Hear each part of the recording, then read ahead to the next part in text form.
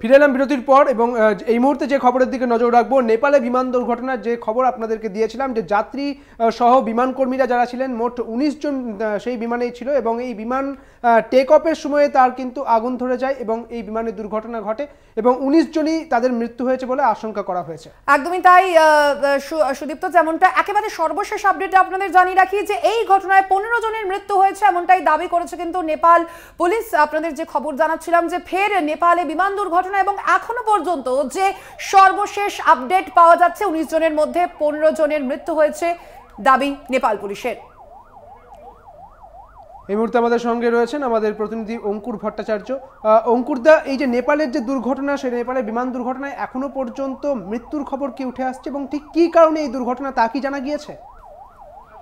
এখনো পর্যন্ত সুনির্দিষ্টভাবে কি কারণে দুর্ঘটনা তা জানতে পারা যায়নি, তবে যেটা জানানো হচ্ছে নেপাল পুলিশের পক্ষ থেকে একটি সমাজ মাধ্যমে তারা এখানে লিখেছেন এবং সেখানে জানানো হচ্ছে আজ সকাল 11টা নাগাদ সূর্য যে উড়ান সংস্থা রয়েছে সেই সংস্থার একটি বিমান আজ 19 জন কেবিন ক্রু এবং যাত্রী সহ তারা উড়েছিল এবং তারা যাচ্ছিল ত্রিভুবন ইন্টারন্যাশনাল এয়ারপোর্ট থেকে, যেটা কাঠমান্ডু নেপালের রাজধানীতে, সেখান থেকে পোখরার দিকে। পোখরা একটি পর্যটন কেন্দ্র।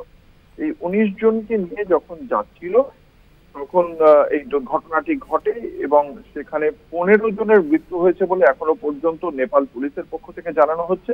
4 জনকে উদ্ধার করা হয়েছে, এর মধ্যে পাইলটও রয়েছেন, তাদেরকে স্বাভাবিকভাবে হাসপাতালে নিয়ে যাওয়া হচ্ছে। কি কারণে এই দুর্ঘটনা এখনো পর্যন্ত সুনির্দিষ্টভাবে জানানো যায়নি। 37 বছর বয়সী যে পাইলট ছিলেন মনীষ সাক্ষ্য, ইতিমধ্যেই তাকে নিয়ে যাওয়া হয়েছে শ্রীরামঙ্গলে তার এই চিকিৎসার জন্য। এখনো পর্যন্ত এই তথ্যই জানানো হচ্ছে নেপাল এয়ারলাইন্সের পক্ষ থেকে। আমরা সকলেই জানি এই সাম্প্রতিক অতীতে বারংবার এই দেশটি গত 2010 থেকে 2024-এর মধ্যে 12 বার এই প্লেন দুর্ঘটনার চিত্র আমরা দেখেছি নেপালের ক্ষেত্রে এবং একই সঙ্গে গত 2023-এও বিপুল দুর্ঘটনার সম্মুখীন হয়েছিল যেখানে বহু মানুষ মারা গিয়েছিলেন এই নেপালেই। এই আরো একবার সেই একই রকম ভাবে আমরা দেখতে পেলাম কাঠমান্ডুতে এই দুর্ঘটনা ঘটলো। এর আগে 2019, 2018, সব মিলিয়ে 2023, সব মিলিয়ে প্রায় 100-রও বেশি যাত্রীর মৃত্যু হয়েছে এই বিমান দুর্ঘটনায় নেপালে। এবং এই মুহূর্তে এখন সেখানকার কি পরিস্থিতি চলছে? উদ্ধার কাজ কি এখনো চলছে? সেখানে উদ্ধার কাজ চলছে, এখনো পর্যন্ত যে আগুন নেভানোর বিষয়টি ছিল সেটা চলছে। তবে যেটা নেপাল পুলিশের পক্ষ থেকে জানানো হচ্ছে যে 15 জনের মৃত্যু হয়েছে এবং 4 জনকে উদ্ধার করা হয়েছে। ফলে এখন আর প্লেনটিতে ওই ব্ল্যাক বক্স উদ্ধার করার কাজ চলবে।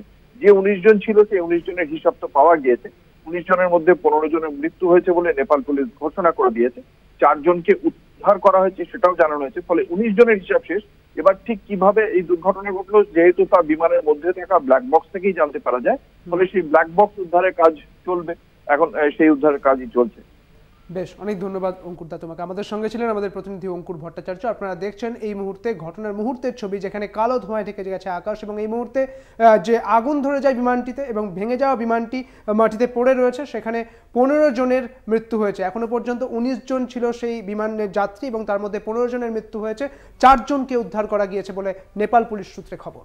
একদমই সুদীপ্ত, যদিও এখনো পর্যন্ত জানা যায়নি ঠিক কি কারণে এই দুর্ঘটনা, কিভাবে এই দুর্ঘটনা, তবে আপনাদের জানিয়ে রাখি যে এই যে ত্রিভুবন বিমানবন্দর থেকে টেক অফের সময় কিন্তু সেই দুর্ঘটনা ঘটে এবং এখনো পর্যন্ত উদ্ধার কাজ জারি রয়েছে এবং জানা গেছে যে বিমান কর্মী সহ এই যে বিমানে 19 জন যাত্রী ছিলেন তাদের মধ্যে 15 জনের মৃত্যু হয়েছে, এমনটাই দাবি করেছে নেপাল পুলিশ। এবং এই 2010 থেকে 2024 পর্যন্ত 12টি নেপালে এই 12টি বিমান দুর্ঘটনার খবর উঠে এসেছে এবং তারপরে একই ছবি উঠে এলো যেখানে বিমান দুর্ঘটনার খবর উঠে আসছে যেখানে 15 জনের মৃত্যু হয়েছে বলে খবর।